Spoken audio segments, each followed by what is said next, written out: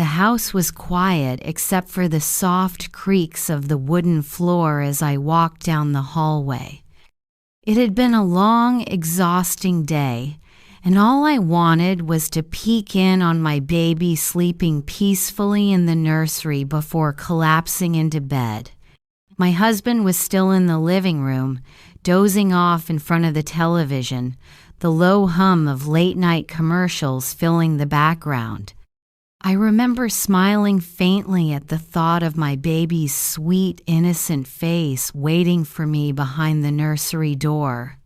But when I turned the knob and pushed the door open, the sight that greeted me froze me in place, my entire body locking in disbelief. There, in the dim glow of the nightlight, sat my sister, cradling my baby in her arms.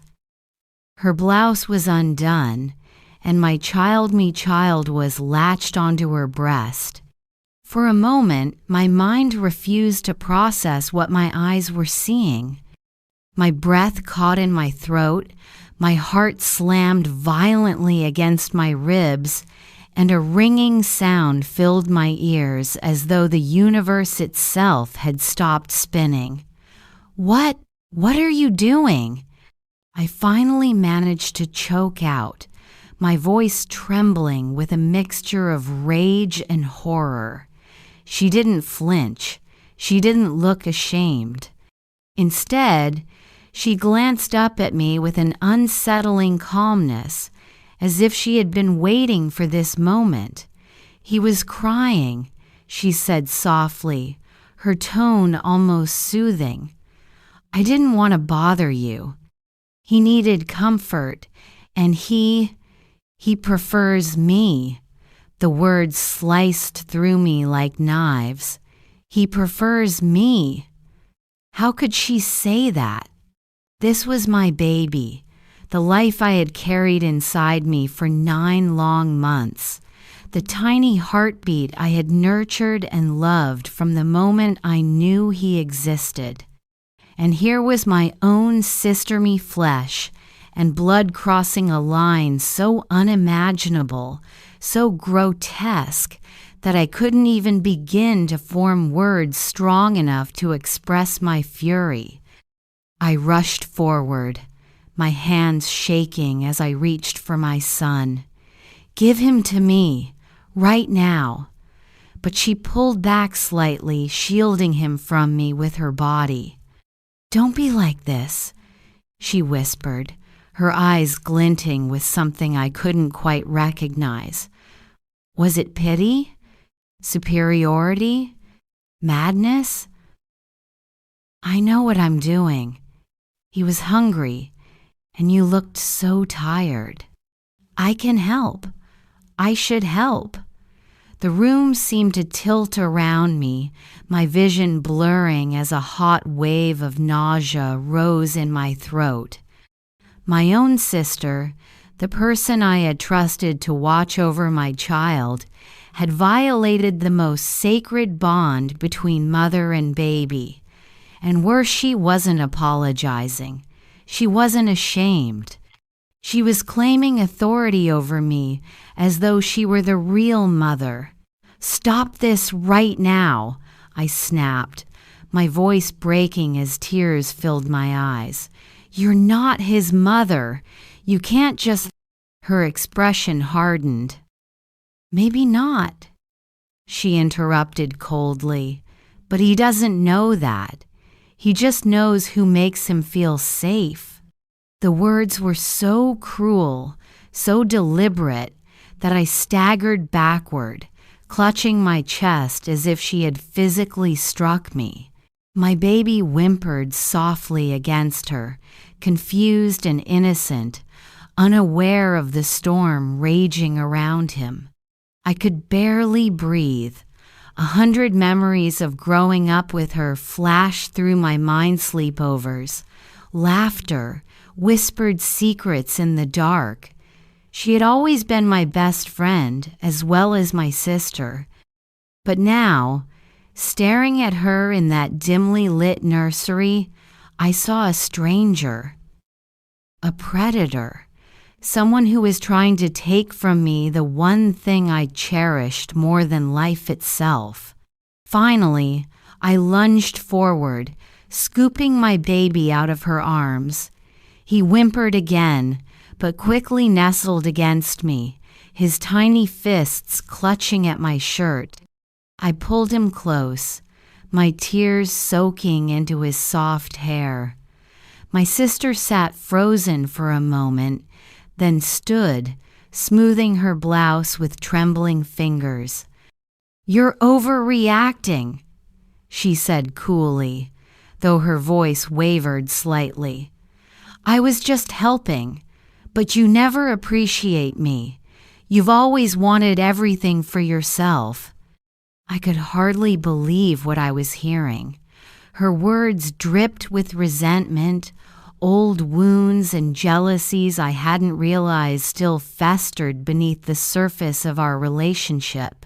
And suddenly, it all made sense, the way she hovered a little too closely around the baby, the way she corrected me when I soothed him, the way she always seemed to insert herself into moments meant for me as his mother. This wasn't about helping. This was about replacing me. "Get out," I whispered hoarsely, my arms wrapped protectively around my child. "Get out of my house right now." She hesitated, her eyes narrowing as if she were weighing her options, then finally turned and walked past me. As she moved down the hallway, I could hear her muttering under her breath, words I couldn't quite make out, but that chilled me nonetheless. When the front door finally slammed shut, I collapsed into the nursery chair, holding my baby so tightly I was afraid I might hurt him. My tears spilled freely, hot and uncontrollable, soaking both of us. I had just witnessed something so unthinkable, so shattering, that my world no longer felt safe.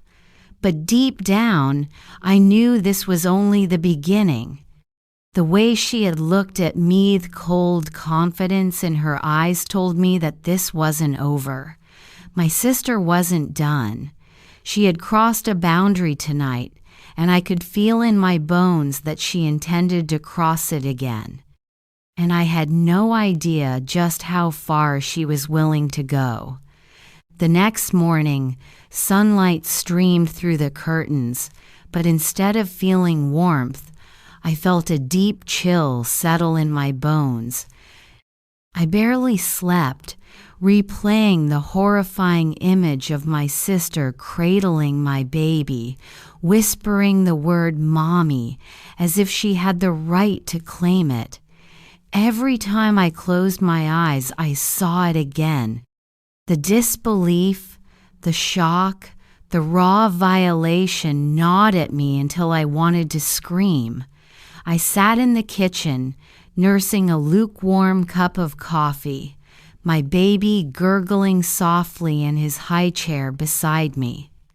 He was so innocent, smiling up at me with his tiny gums showing, reaching his little hand toward my face, as though reminding me that I was still his world.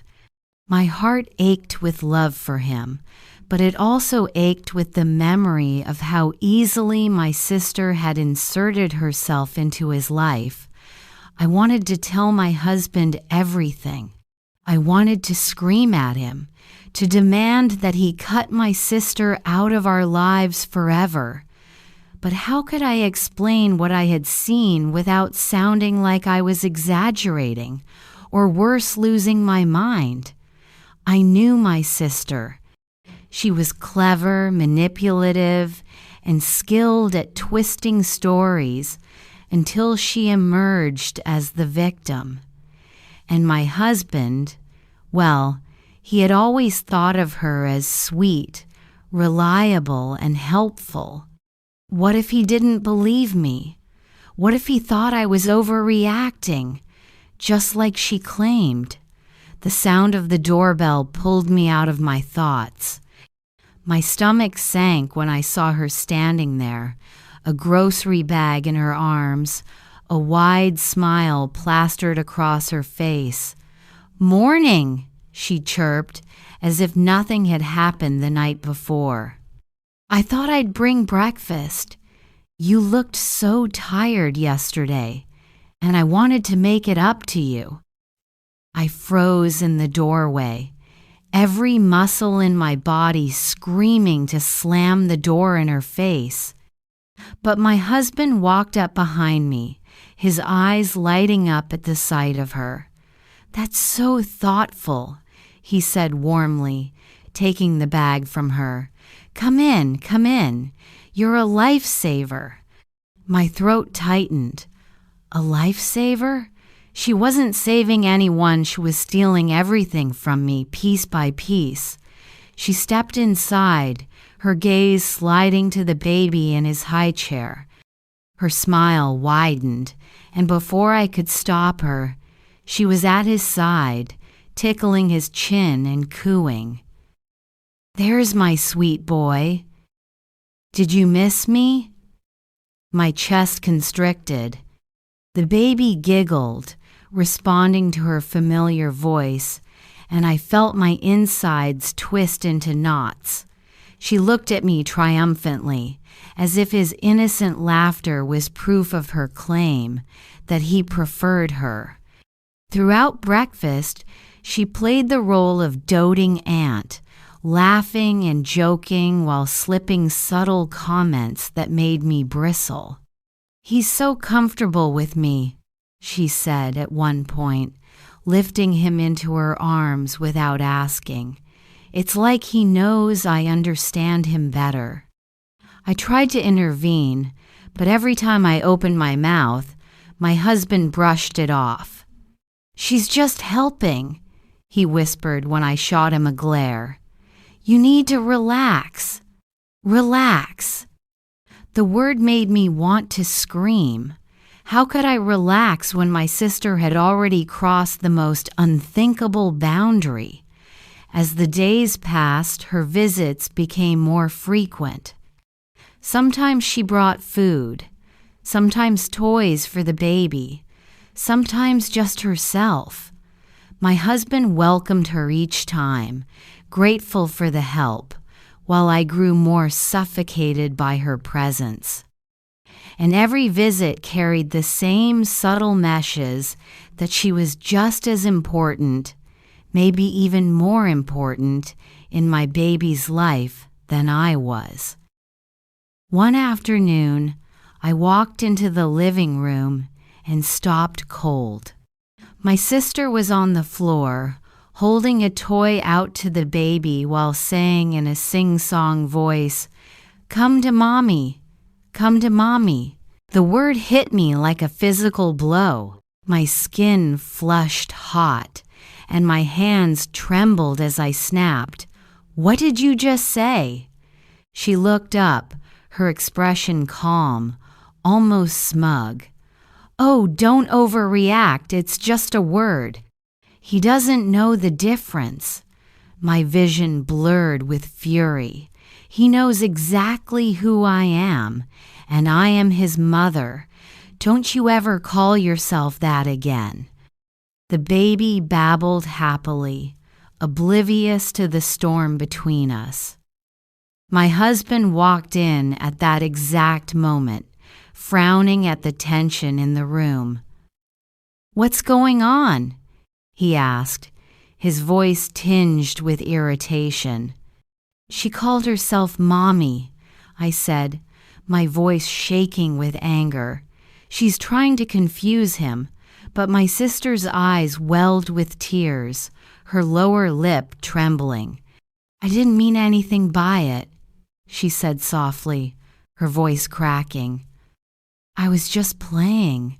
I love him so much, and I guess it slipped out. But if you don't want me around, just say it. I'll stay away." My husband turned to me, his face tight with frustration. "Seriously? You're blowing this out of proportion. She's trying to help, and you're acting like she's some kind of threat. I gasped, my heart splitting in two. He didn't see it. He couldn't see it. She was manipulating him just as she was manipulating my baby. And I was the one who looked irrational, unstable, even paranoid. As my sister sniffled and dabbed her fake tears, I realized she was tightening her grip on my family. She wasn't just crossing lines anymore, she was erasing them. Slowly, deliberately, she was weaving herself into the role of mother while painting me as the unstable outsider. And worst of all, she was winning. The days that followed blurred into one long nightmare. My sister's presence was no longer occasional, it was constant, suffocating, as if she had claimed a permanent place in my home. She came in the mornings under the guise of helping me get some rest, and she lingered late into the evenings, whispering lullabies to my baby while I stood silently in the doorway, my stomach twisting into knots. At first, I thought I was imagining it. I told myself I was exhausted, that maybe the paranoia was coming from sleepless nights and the stress of being a new mother. But every moment I watched her with my baby confirmed the truth. She wasn't just playing aunt, she was practicing motherhood. She held him as if he belonged to her. She whispered things to him when she thought I couldn't hear. She referred to herself as mommy more than once, then brushed it off as a joke. But jokes repeated often enough stop being jokes, they become seeds planted in vulnerable soil. And the worst part? My husband couture wouldn't see it. One evening, after she left, I confronted him. My voice was shaking, my fists clenched as I forced the words out. She's trying to take my place. Can't you see it? The way she calls herself mommy? The way she pushes me aside? He sighed, rubbing his temples like I was giving him a headache. You're imagining things again. She's helping. You should be grateful. Not every sister would dedicate this much time to supporting you. Supporting me? My voice cracked with disbelief. She's not supporting meshes undermining me. She's confusing our child. Do you know what I walked in on the other day? She was holding him and telling him to come to mommy. Come to mommy. And you think that's normal?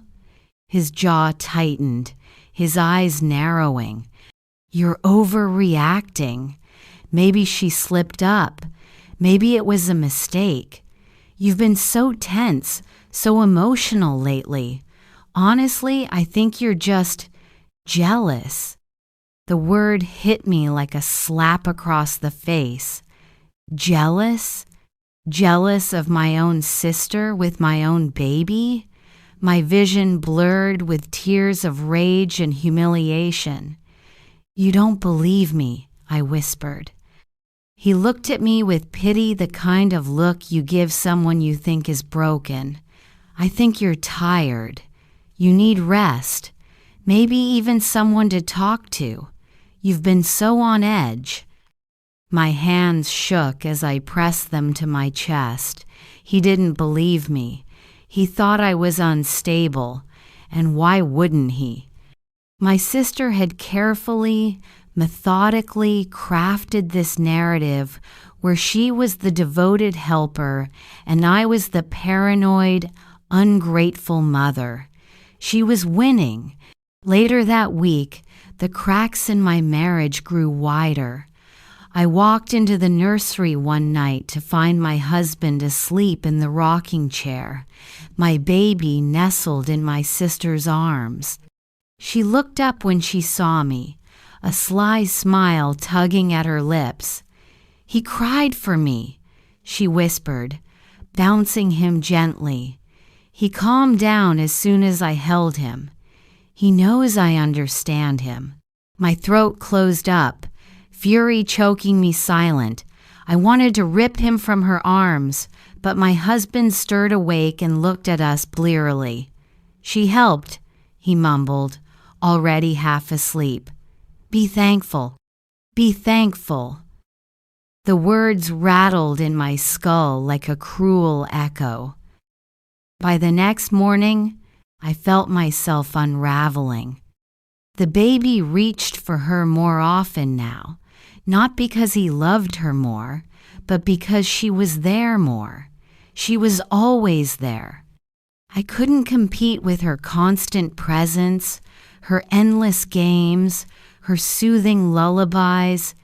Every time she lifted him into her arms, I felt my identity as his mother slipping further and further away. I tried again to talk to my husband, desperate to make him understand. "She's manipulating him. She's manipulating you. Don't you see what's happening?" But instead of listening, he hardened. "You need help," he said flatly. "This obsession with your sister, it's not healthy. She's family. She loves our son. Why can't you accept that?" Tears streamed down my face. Because love doesn't look like this. Love doesn't steal. Love doesn't replace. She's not helping, she's taking everything from me. His silence was deafening. He turned away, leaving me standing there, shattered. That night, alone in the nursery, I clutched my baby to my chest and whispered through my tears, "I'm your mother. Don't forget me. Please, don't let her take you from me." But the walls seemed to close in around me, and the truth was undeniable. I wasn't just fighting my sister anymore. I was fighting my husband too, and I was losing. The storm outside my window that night mirrored the storm raging inside my chest. I hadn't slept in days, my nerves stretched to breaking. Every shadow in my own home felt hostile. Every whisper from the next room a reminder that I was being watched, invaded. My baby's soft cries echoed down the hallway, and I clutched him tighter, terrified that if I closed my eyes, she would take him away for good. Something inside me told me I had to prove it. If my husband wouldn't believe my words, then I needed evidence, something undeniable, something that would shatter the mask my sister wore so perfectly. The opportunity came sooner than I expected. One morning, she rushed out of the house after a phone call, leaving her bag on the couch. I stood frozen, my heart pounding in my ears. Her bag sat there like a forbidden fruit, daring me to reach for it. My hands trembled as I unzipped it, expecting guilt to choke me, but what I found was far worse than I could have imagined. Inside was a small notebook, worn and dog-eared, filled with page after page of messy handwriting. My sister's handwriting. My breath caught as I began to read. At first, the words seemed innocent lists of feeding schedules, lullabies, notes about the baby's sleeping patterns. But then, as I flipped deeper, the tone changed. "He settles for me faster than her. He cries less when I hold him. It feels natural, like he belongs to me." And then the words that made my blood run cold. "I could be a better mother than her. I just need to prove it." I nearly dropped the notebook. My knees buckled, and I sank to the floor, clutching the damning evidence to my chest. She wasn't helping me out of love. She wasn't supporting me. She was calculating, testing, trying to show my husband that she was more deserving of my child than I was. But it didn't stop there. The final pages revealed plans. Disturbing, deliberate plans. If I spend more nights here, they'll see I'm indispensable. He already reaches for me more than her soon. He won't need her at all. One day he'll call me mommy, and it won't be a mistake. I gasped so loudly that my baby stirred in my arms. My vision blurred with hot tears. I had been right all along. Every paranoid thought, every sleepless night, it hadn't been in my head. She had been trying to erase me, to rewrite my role, to steal my very identity as a mother. When she returned that evening, her face was calm, sweet, angelic as always. But when I looked at her, all I saw was the monster behind the mask. I wanted to scream, to throw the notebook in her face, to demand answers. But my husband's dismissive words echoed in my mind. You're just jealous. You're unstable. If I confronted her without him, she would twist it again. She would turn my anger into proof of my instability. No, I had to be smarter.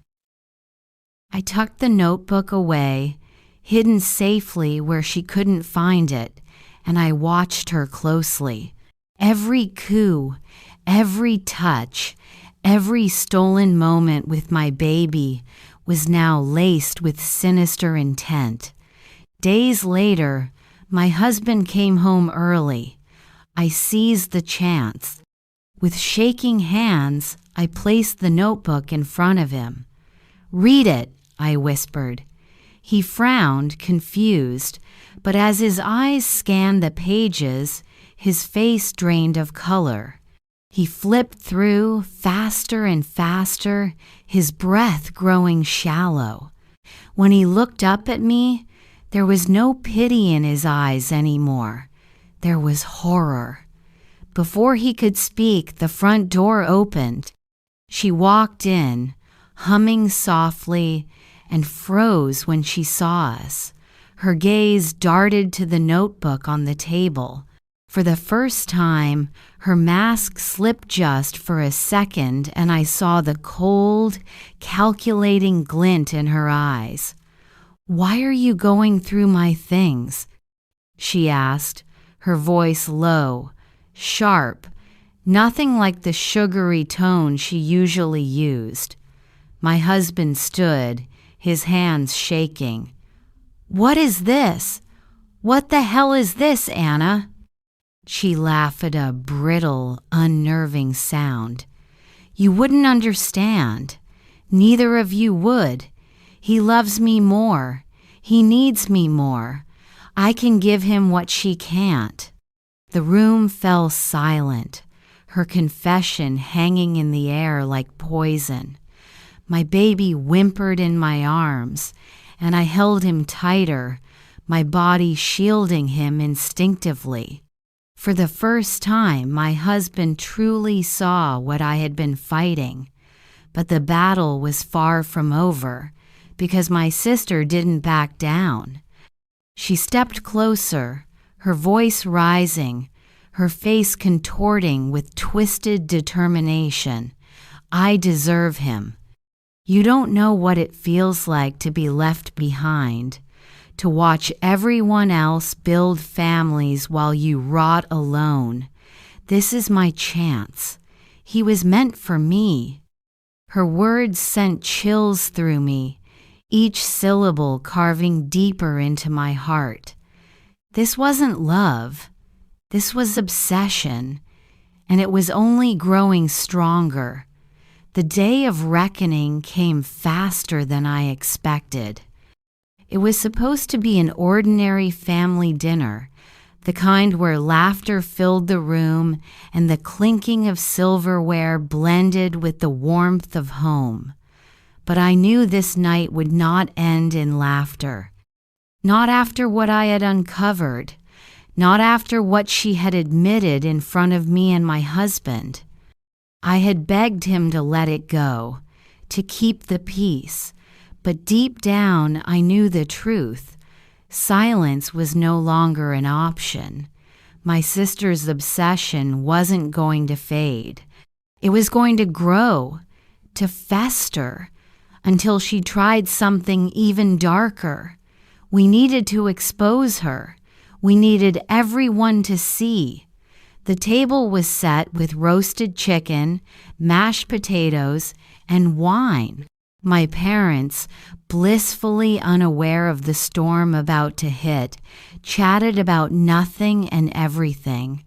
My sister sat across from me, her eyes flicking toward my baby with a hunger she could no longer disguise. She smiled sweetly when my mother asked her to pass the bread, but behind that smile, I saw the truth, the possessiveness, the silent claim. I kept my baby in my arms, refusing to place him in the crib nearby. I wasn't going to give her even an inch of opportunity. My husband, tense and pale, sat beside me, the notebook hidden under his chair. He kept glancing at me, silently asking if we were really going to do this. I nodded once. Yes. It was time. Halfway through dinner, when my father poured the wine, my husband placed the notebook on the table with a heavy thud. My sister's fork clattered against her plate. Her eyes widened, and for a moment, all her practiced calm evaporated. "What's this?" my mother asked, reaching for it. "Read it," my husband said, his voice low, trembling. "All of it." My sister lunged forward, trying to snatch it away, but he slammed his hand down, stopping her. "No, everyone needs to see." The room fell into uneasy silence as my mother slowly flipped open the cover. At first, confusion crossed her face, then horror. Her lips moved silently as she read the words, "He belongs to me. One day, he'll call me Mommy, and it won't be a mistake." Gasps filled the air. My father's face went red with shock. My mother's hand trembled violently as she held the notebook. My sister's mask cracked completely. She slammed her fist against the table, making the plates jump. "You don't understand. None of you understand. I love him. He needs me more than her. She's weak. She doesn't know what she's doing, and you all know it." My mother dropped the notebook as if it had burned her. "Anna, what is this? What are you saying?" "I'm saying the truth," she shouted, her voice rising with desperation. "She doesn't deserve him. I've been here every night, feeding him, soothing him, caring for him. Doesn't that prove I'm the better mother?" Her words pierced me like knives, but before I could respond, my husband slammed his fist down, his face contorted with rage. "You're not his mother. You're his aunt, and you've crossed every boundary. Do you even hear yourself?" My baby stirred at the sudden noise, and I cradled him closer, my body shaking. The tension in the room was unbearable, thick like smoke. Tears streamed down my sister's face, but they weren't the tears of regret. They were tears of fury. She pointed at me with a trembling finger.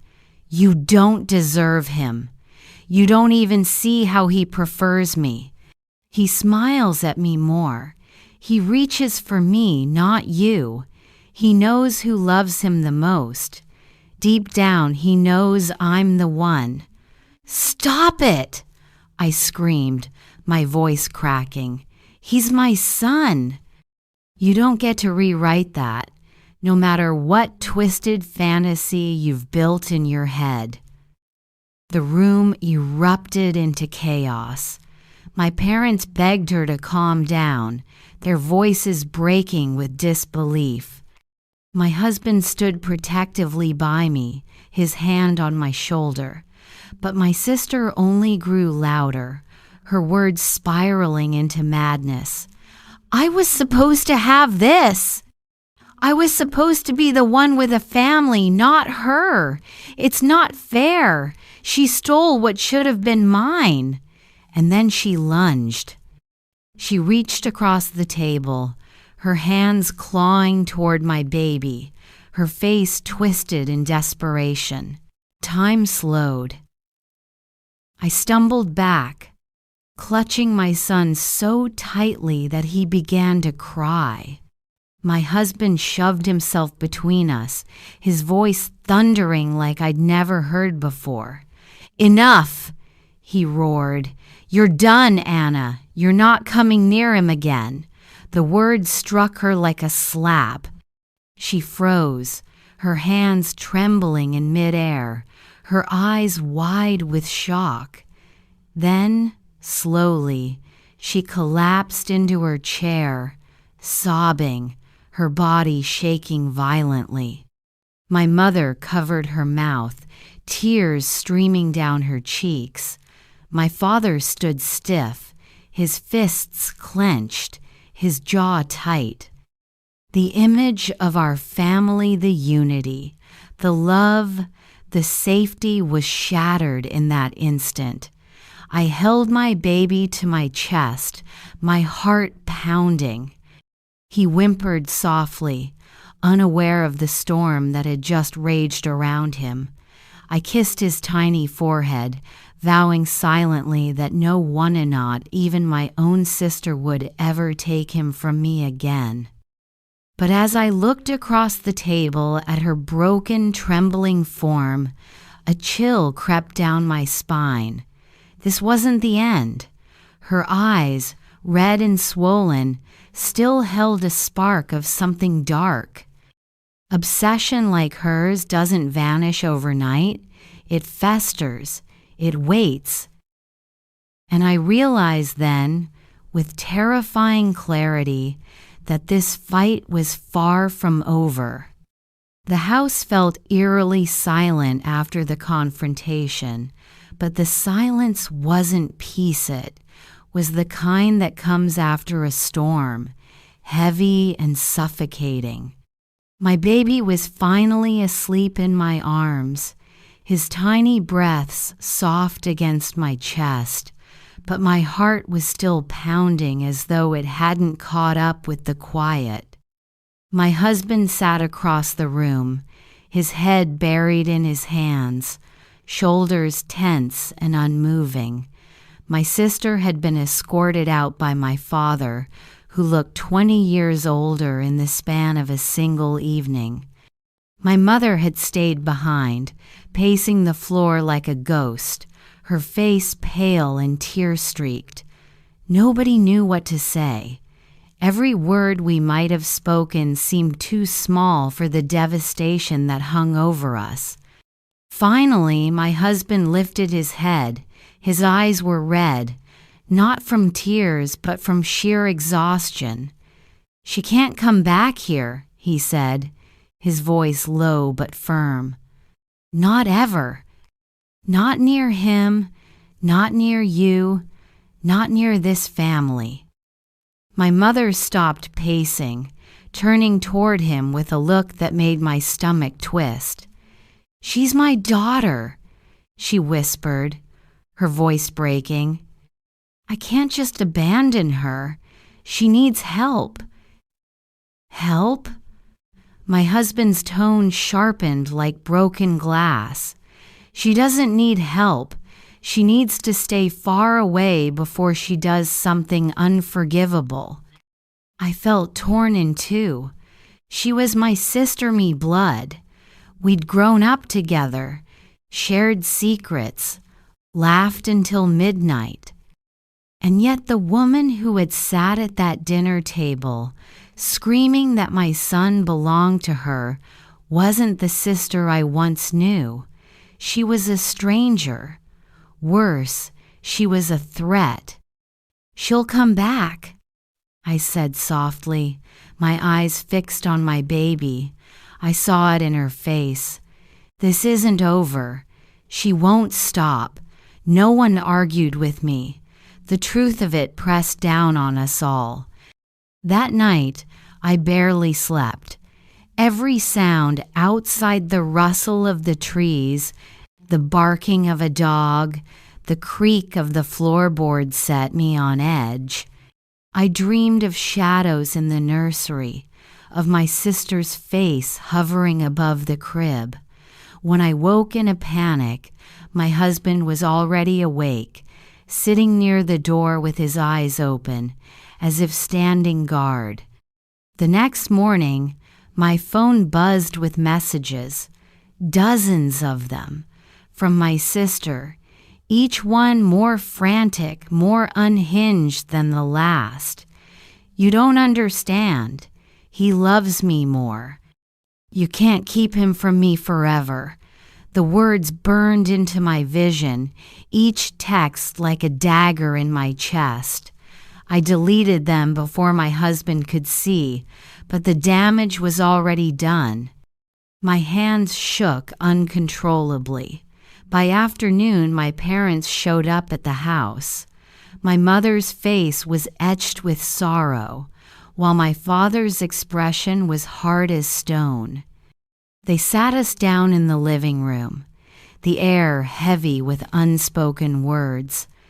"She's gone," my father said flatly. "She packed her things last night and left.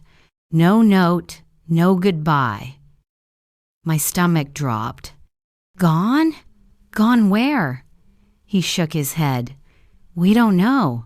She just disappeared." My mother's voice broke.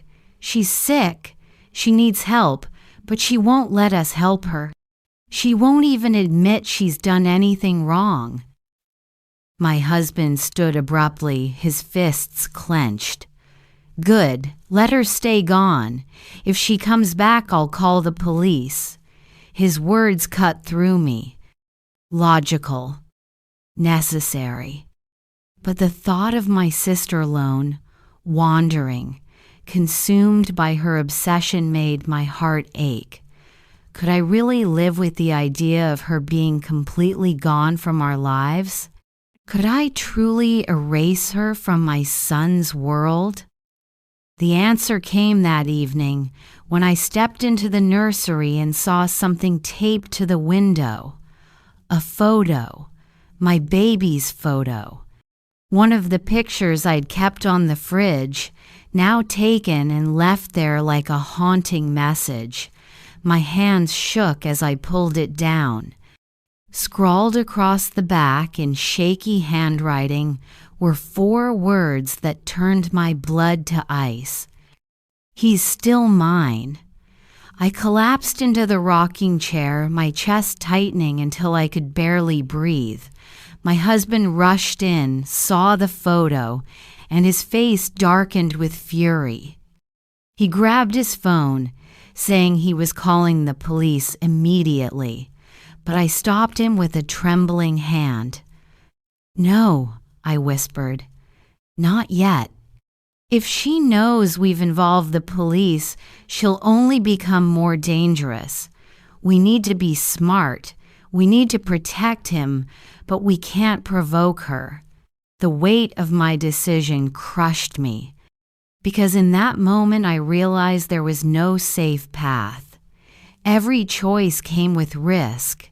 If I pushed too hard, she might snap. If I did nothing, she might try again. And the thought that haunted me most was this: what if one day I wasn't fast enough? What if she really did succeed? That night, I sat in the nursery, rocking my baby to sleep, staring into the darkness beyond the window. My son's tiny hand rested against my chest, his trust in me absolute. And in that trust, I found the strength I needed. She might be my sister. She might share my blood.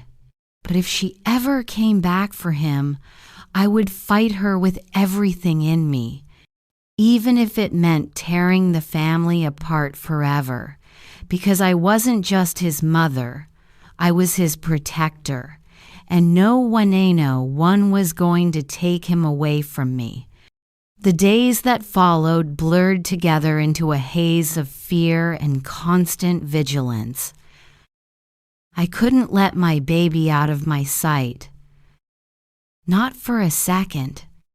Every sound outside the window, every unexpected knock at the door, sent my heart racing.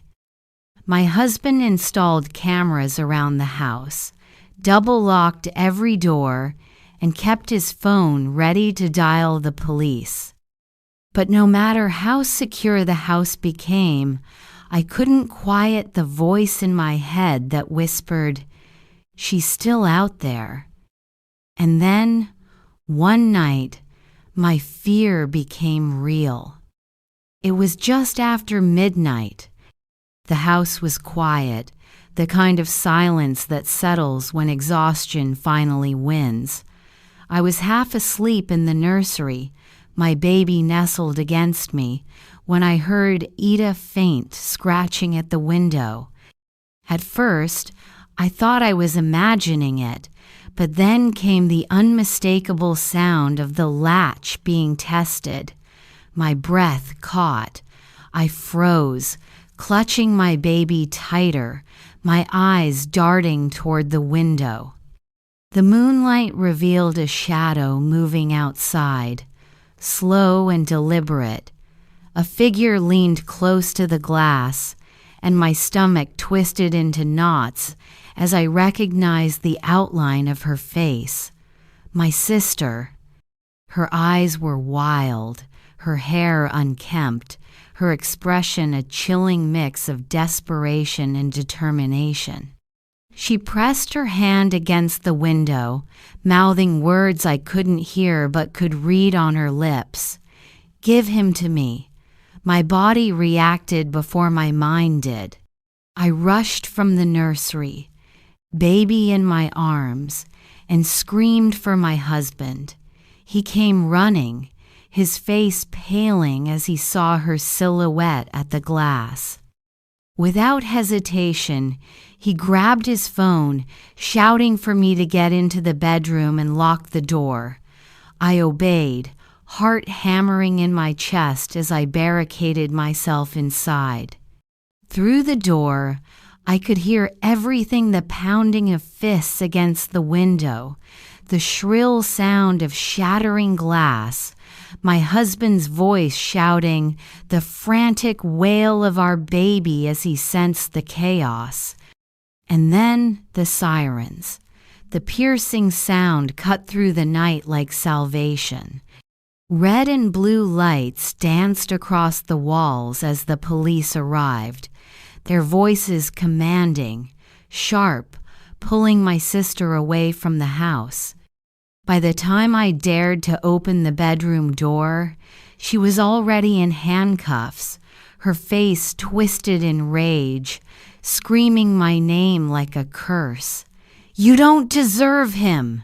she shrieked as they dragged her to the car. "He's mine! He's always been mine!" I stood in the doorway, clutching my son, my whole body trembling. My husband wrapped an arm around me, pulling us both close, but his embrace couldn't erase the sound of her voice. It echoed in my head, broken and terrifying. The police officer assured us that she'd be taken for a psychiatric evaluation, that she wouldn't be allowed near us again. His words were meant to comfort, but I saw the truth in his eyes. This wasn't the kind of wound that healed easily. In the weeks that followed, life tried to settle back into some kind of normal. My parents visited often, torn between relief that my son was safe and devastation at what had become of their other daughter.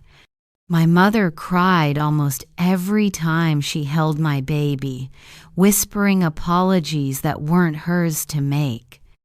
My father, once strong and steady, seemed aged beyond recognition, carrying the weight of a family shattered in ways no one could repair. As for me, I carried scars no one else could see. Every time I rocked my baby to sleep, I thought of her hands reaching for him. Every time he smiled, I remembered the diary pages where she had written that she could be the better mom. And every time I looked in the mirror, I wondered if I had missed the signs all along, if I could have stopped her before she fell this far. But the truth was clear, and it was a truth I had to accept. The sister I had grown up with, the girl who once braided my hair and whispered secrets into the night, was gone. In her place was someone unrecognizable, someone consumed by obsession and betrayal. One evening, as the sun set in shades of orange and pink, I stood by the window holding my son, watching him gaze at the light with wide, innocent eyes. I whispered to him softly, more to myself than to him, "You're safe now, and I'll never let anyone hurt you again." It wasn't a promise I made lightly. It was carved into my very soul, forged in the fire of everything we had endured. My sister may have tried to replace me, to steal not just my role but my very identity as his mother.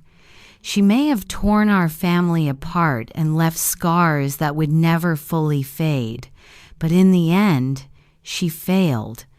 Because no matter what she believed, no matter how twisted her love became, this child was mine, and nothing, not betrayal, not obsession, not even blood would ever change that.